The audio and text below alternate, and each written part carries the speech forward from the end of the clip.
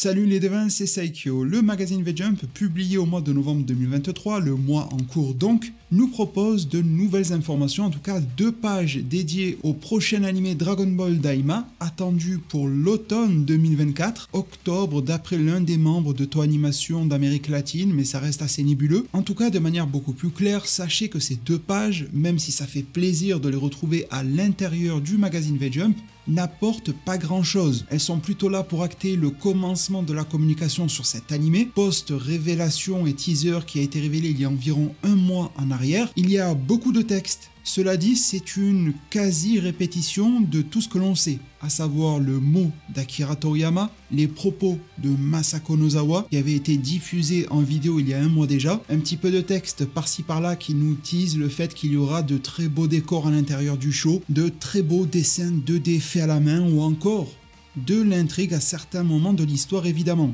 du blabla commercial très basique et très introductif.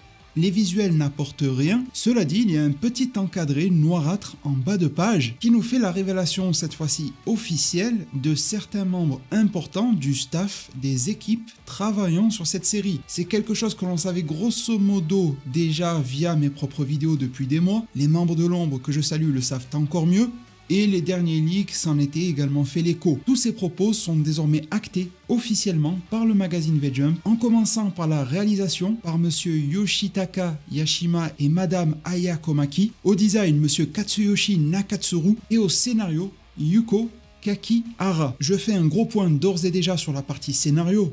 Attention, ne vous y détrompez pas et ne vous faites pas berner non plus. Avoir un scénariste sur une série qui diffère de l'auteur original, c'est tout à fait normal et commun à toutes les séries. Ça ne veut pas dire que l'auteur, dans ce cas-là, Akira Toriyama, n'a rien fait, etc.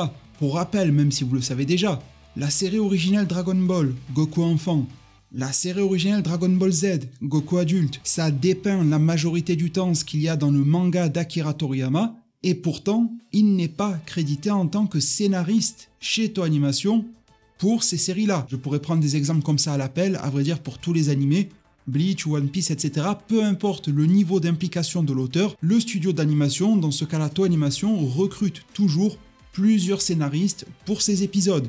Que cela soit pour des scénarios totalement inédits, comme Dragon Ball GT, ou des histoires totalement préexistantes comme Dragon Ball. Peu importe, il y en a toujours. D'ailleurs, cette personne au scénario est une femme, elle ne m'est pas particulièrement connue, mais elle a travaillé sur des œuvres qui le sont, comme Digimon Tree, également sur du Pokémon, sur l'animé de Persona 4, et à vrai dire, même si elle nous est inconnue du côté de Dragon Ball, elle a pas mal d'œuvres en tant que scénariste à son actif et sur son CV. Katsuyoshi Nakatsuru au design. Si je devais le résumer en une phrase, c'est Akira Toriyama en animateur. Il fait partie de ces personnes qui arrivent à donner vie au signe d'Akira Toriyama avec une telle justesse, on l'a retrouvé sur des covers de jeux vidéo, mais également divers travaux, à chaque fois remarqués et salués, que cela soit sur Dragon Ball, DBZ ou encore DBGT. Du côté de la réalisation, on se retrouve donc avec Aya Komaki. De manière notable, on lui retrouve du Gegege no Kitaro, pas la dernière version, une autre, et évidemment ce qu'il a popularisé, du One Piece. Pour clôturer, son associé, monsieur Yoshitaka Yashima, on l'a vu à la supervision d'épisodes de Dragon Ball Super notamment. Personnellement, je trouve qu'il n'a pas spécialement brillé dans le passé, mais certains apprécient ses travaux. Il a apporté sa touche à environ une 20aine d'épisodes sur les 131 qu'il la composent. Un petit peu de Beerus, un petit peu de Freezer. Son implication est restée modérée sur les arcs suivants et a apporté beaucoup plus de pierres à l'édifice, notamment lors des arcs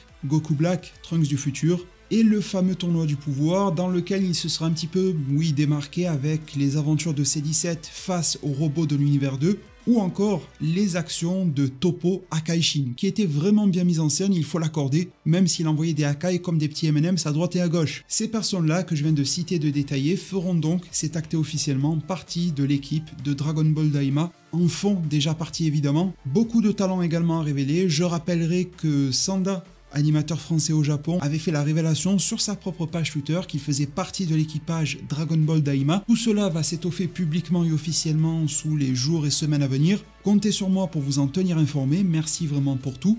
Abonnez-vous, likez, commentez et partagez, n'hésitez pas à checker la vidéo d'hier qui parle également de Dragon Ball Daima, un sujet qui me paraît ma foi assez intéressant, vous me direz ce qu'il en est pour vous, je vous mets le lien en description. Prenez tous extrêmement bien soin de votre futur, et à plus pour de prochains arts divinatoires.